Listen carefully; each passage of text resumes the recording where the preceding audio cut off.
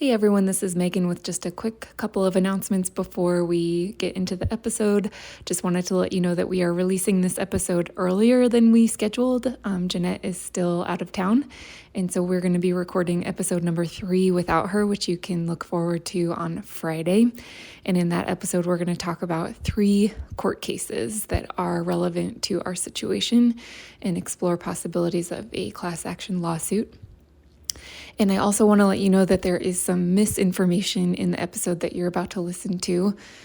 So we did find out that Idaho does require the Cs in order to qualify to bill for Medicaid. Their regulations in their Medicaid handbook do not align with federal regulations, and federal regulations supersedes state laws. And so we are wanting to get that fixed. If you are an SLP in Idaho and you want to help us get that fixed, please email me and Jeanette at team, at fixslp.com. Thanks, and here's the episode. Hi, everyone. I'm Megan Berg. And I'm Dr. Jeanette Benigas. And we are here to fix SLP. We are discussing the biggest challenges that are currently holding back the field of speech-language pathology. We present the issues with facts and invite you to be part of joining our movement to make things better, one conversation at a time. Let's fix SLP.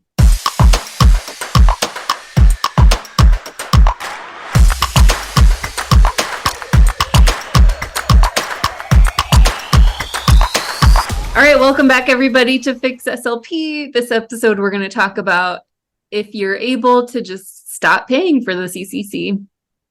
And I just want to preface this, we've said this before, but we'll repeat it again, that at this moment, you have to be in really a position of privilege to be able to drop the Cs, which is ironic because it used to be a position of privilege to be able to obtain the Cs. So really, unless you are in a state that doesn't require it to get a state license, or your employer doesn't require it and you're not going to be changing jobs or moving to different states, unless you have a financial backup plan or person in your life, you're really not in a position to be able to drop it. So, for example, I plan to drop the Cs this year, but that's a position, a privilege as a business owner and somebody who currently holds PRN positions that don't require the Cs. So I don't want to be like, I did it, so you can too, because that is not the reality that is in our field right now. So really, you have to consider your situation. The first question to ask yourself is, does my employer require it? And so if they do, are you able to have a conversation about dropping that requirement? And we talked about that in episode number 1, and you can find a template for that conversation on fixslp.com. If they don't require it, how comfortable do you feel in that job, and how secure is that job? Are you going to find yourself in an unexpected situation where you have to switch jobs, and really nobody can predict that?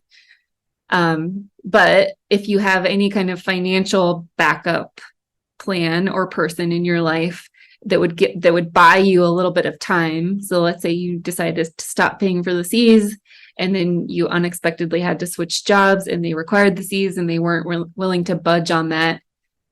In order to reinstate your Cs, you need to show proof of continuing education for the time that's lapsed. And then you also need to retake the praxis or provide a passing score that's within the last 5 years. So you would just need a little bit of time to be able to do that. And so again, that's where if you're in a financial situation where you're not going paycheck to paycheck and job to job, and you have the capacity to do that if needed, then you could consider dropping your Cs. The next thing you might want to ask yourself is, does your state licensing board require it to become licensed as an SLP? This is only relevant to new grads. People who hold the license don't have to hold the CCC to maintain it, only need to qualify for it for the first time. So something to think about, can you get this changed in your state's licensing board regulations? We also talked about that in episode 1. that's not something that will be able to be changed overnight. This is going to be a long process, a completely possible process, but it's something that's going to take work, particularly from the people who live in the states where it is required.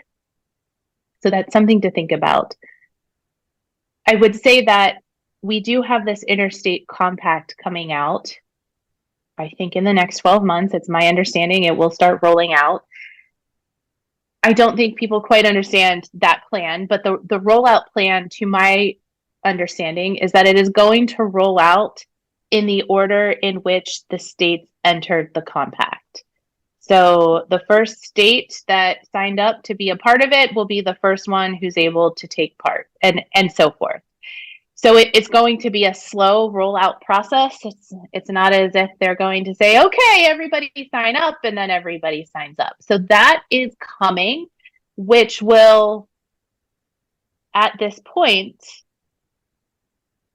not require you to have the CCC to be licensed in multiple states.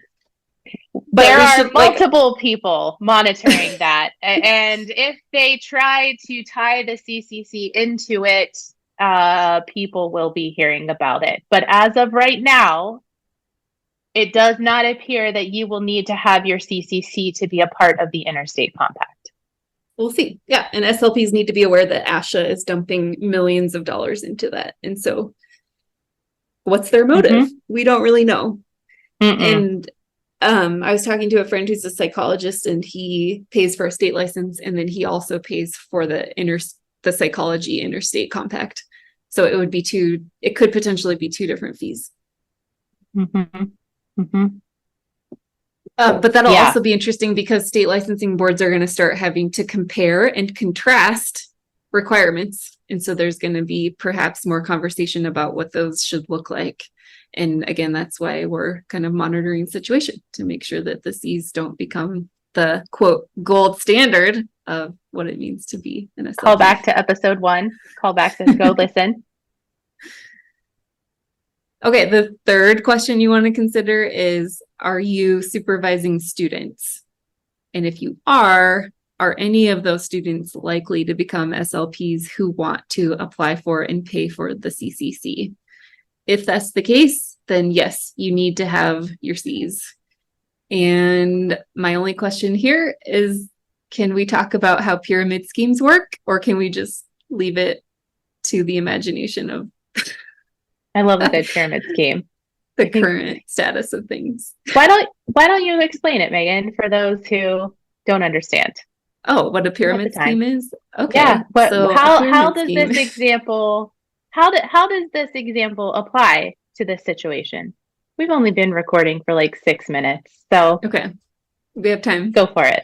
Yeah. So pyramid schemes, also known as MLMs or multi-level marketing schemes, also known as network marketing, also known as whatever other phrase they can come up with to make it not sound like a pyramid scheme, is when somebody is kind of lured into buying a product with the promise that if they buy that product, they will then be able to benefit from that product by making money off of it. So usually that means buying the product and then selling the product to other people. And so the people at the top of the pyramid make a lot of money because they're getting fees and kickbacks from all the people below them that are selling the product. So while the Cs are not technically a pyramid scheme, it is odd that, again, like we talked about in episode number 1, where there's this conflict of interest between the fact that ASHA both accredits university programs and sells a certification product. And it's unfortunate for our field that the two are so intertwined right now. And really what needs to happen is that conflict of interest needs to completely go away.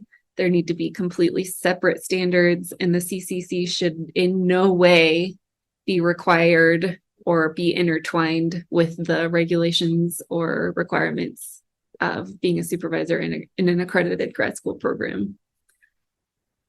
But it's not illegal what ASHA is doing. they're not technically saying that the CAA requires supervisors or faculty to have the Cs.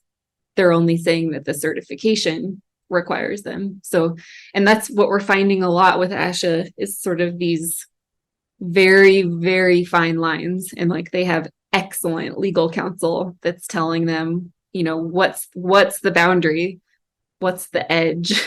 Like I have a toddler right now who's constantly like, what is this boundary? How far can I push it? And that reminds me of ASHA, of just like, how far can we legally push this boundary so that we can insert ourselves in as many places as possible and make ourselves quasi-required in as many places as possible without technically violating any rules or federal laws. So would it be legal and should faculty members like me be telling students that we should have the CCC? Is that legal? No. Why? Again, because it's a conflict of interest. So the way that, grad programs are set up to provide students with a degree, and the degree is what they need to ultimately get a state license. So they need to be informing students of how to get a state license. And if they're going to be telling students that a CCC is required, then they need to be telling students that a vital STEM certification is required. They need to be telling students that LSVT loud certification is required. And I don't know, there's like a billion other certifications in our field. Like they need to be telling, they either need to say that all certifications are required or none. And right now it should be none. So it is not ethical for faculty to be saying you need your Cs. The situation right now is most faculty members have enough experience that they got their degree at a time when state licensing boards did not exist. And so it was drilled into them that they needed the Cs because, again, that was the only way to regulate the profession. And so we have faculty who have a lot of outdated information, who are not informed about how state licensing boards work, who are not informed about, the ongoing sort of disaster, like shit show that is certifications in the field of speech language pathology. So certifications are a huge problem in our field. A lot of companies prey on SLPs and security. They are overpriced. They require, like renewal fees all the time. There's not always like hands-on training that goes on. None of these things are regulated. Like even if a certification company, quote, gets a certification accredited, it's accredited by a company that accredits, Beachbody. Like it's not any sort of SLP body that's, quote, regulating this. And what SLPs need to understand is that certifications are regulated by SLPs. If we buy the product, we are selling our names and saying that this product is worthy and valid. And the more people that buy a certification, the more, quote, regulated it is because we all perceive it as required. And so if SLPs just stop buying certifications and they're like, listen, like I spend so much money on continuing education. I pay a mentor to help me, figure out the things that are my weaknesses. I have to pay my state licensing board. Like the last thing I need is like this ongoing sort of subscription model of certification products. Then they're just going to go away because they're not making any money off of us. And I think, again, this like goes back to why the CCC conversation is so important, is because SLPs feel like we're being told what to do all the time. And we feel like we don't have a voice, and we feel like we don't have a seat at the table. We feel like we're not good enough to be here. We don't know what we're doing. And so certifications are very attractive to SLPs because it's sort of this illusion of like, if I just buy this certification, if I just have these extra letters after my name, I'll be taken seriously. Like I'll belong here. I'll be able to have a voice. People will believe me. And it's like, no, like those are all things that intrinsically belong to us without certifications. So that was a lot of soapbox comments. It was so good though. And I had a thought that I didn't write down. I should have written it down. It's gone. It was so good. It'll come back.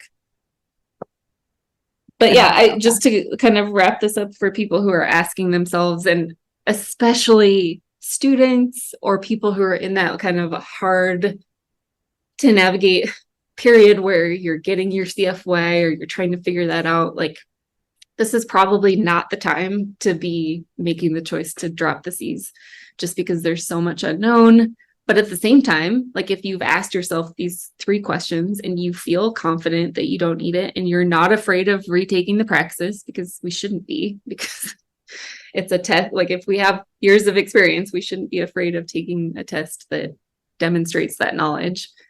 Then you can let it go. But ultimately, it's very much a personal decision and nobody should tell you what to do. And if nobody, like no SLP listening to this should ever feel pressured or like they're less than if they pay for the C's or they're less than if they drop the C's.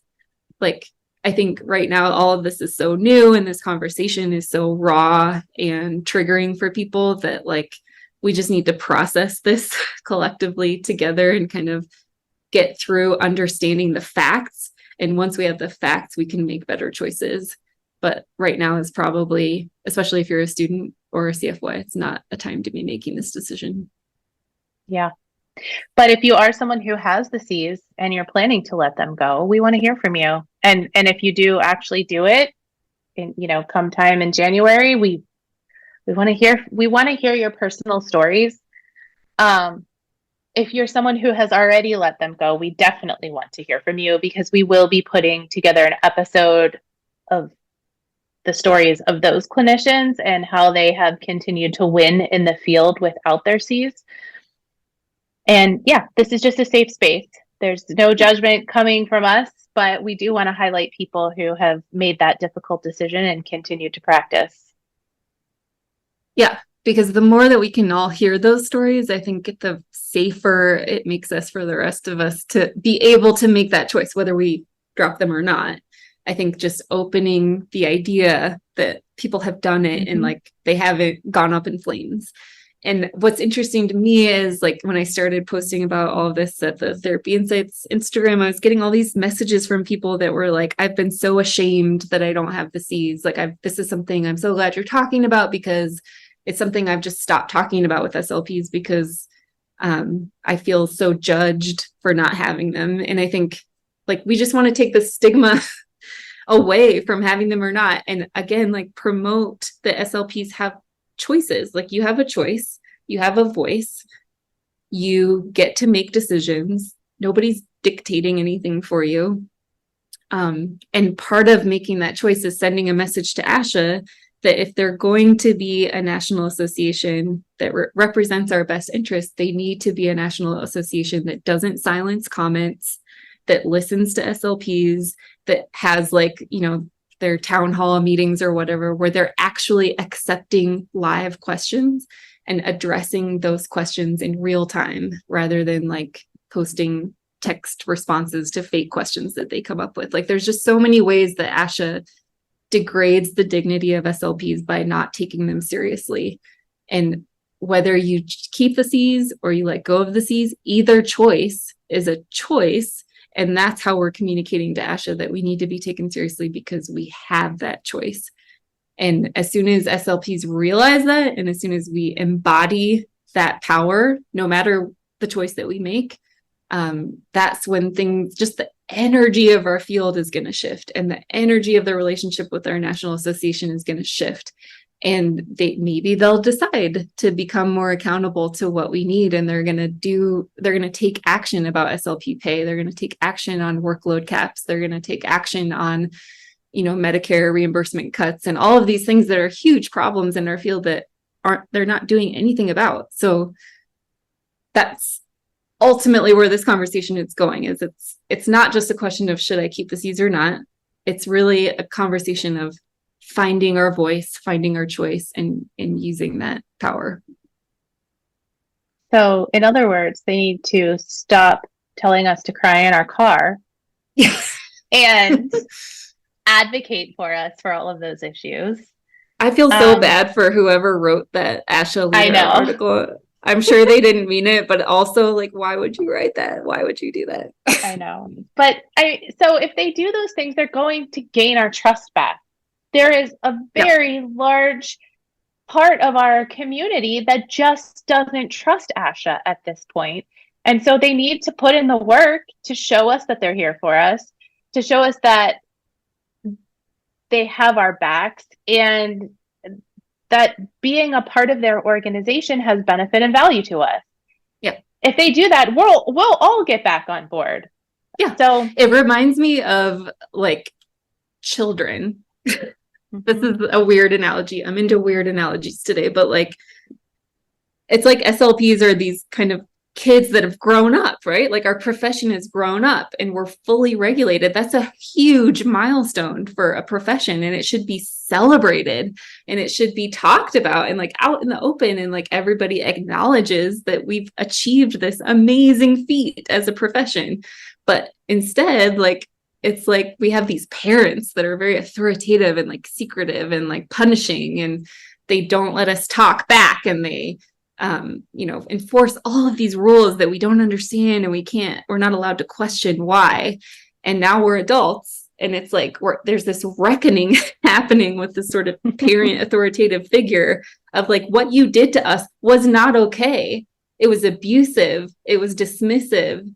It did damage to us personally, and it did damage to our field as a whole. And we're having to grapple with that in the ways that we relate to each other, in the ways that we talk to each other, in the ways that we think, in the ways that we treat patients and families.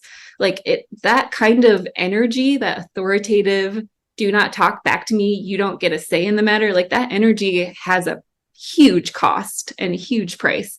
And that's the reckoning that we're having right now. And I do think there's hope for those kinds of relationships to repair, like what you're saying. But it takes time. And ASHA does have to do the work to earn the trust and earn the respect. And it's a mutual conversation, and it's a mutual trust, and it's a mutual respect. And it's not going to be a one-way conversation anymore. Every time I think about this, I just giggle, but the person will remain nameless. But one of our friends and colleagues once referred to ASHA as Big Daddy ASHA. That SLPs are largely waiting for Big Daddy ASHA to come and save them. And that's, I love her. That's not the way that the system is set up right now. That is not going to happen. They are showing us that's not going to happen based on the 2.2% of funds that they're putting into lobbying and advocating, and they are not coming to save us. We have to be the princesses and princes who save themselves. But perhaps they'd like to join beside us as we're, marching forward to save ourselves. And then we come together and we do it together for the benefit of our profession. That should not go away, because let's not even get into the encroachment issues that are happening right now because of lack of lobbying and advocacy, that, we're being pushed out. There are companies actively training OTs to do our jobs. That is a whole episode where I'm just, it's good. And I'll say, like, if anyone from ASHA is listening to this is an absolutely open and thoughtful and kind invitation to talk to us at any point. Like, it's part of this healing is going to be having conversations. And if this is a platform where we can have those conversations, absolutely, that would be wonderful. Do I think it's ever going to happen? No, but just putting it out there in case anybody's ever listening. I would commit to leaving the matches at home. I would commit to staying on mute and not getting fired up. I'm committing it now. If they want to chat with us, I will be professional, Jeanette. But we do need to have the conversations, because if when I started my MedSLP account on Instagram, one of the things I said was, if ASHA isn't going to do it, fine, we will do it ourselves. And this is the next step for me, and my pursuit of advocating for our profession is this effort that we're doing here today is a very big part of that. And so them coming beside us to fix these things absolutely is what needs to happen. But in the meantime, we're going to do it ourselves. Yep. Yeah. Yeah. All right. Thanks, everybody. We'll see you for episode 3. Yep. Thanks for fixing it. Bye, everybody. Bye.